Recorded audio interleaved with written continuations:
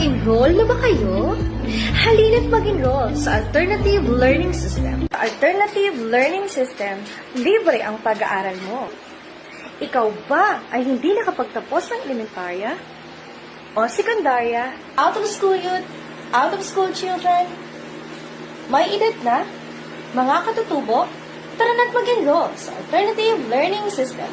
Ako po si Ma'am Juliet. Ako po ay makikita ninyo sa Judge Juan Luna High School at sa Barangay Masambong Hall o di kaya naman po sa Ramon Magsaysay Hall. Pang hinihintay mo, huwag ka na maghintay. Tara na't mag-enroll sa Alternative Learning System.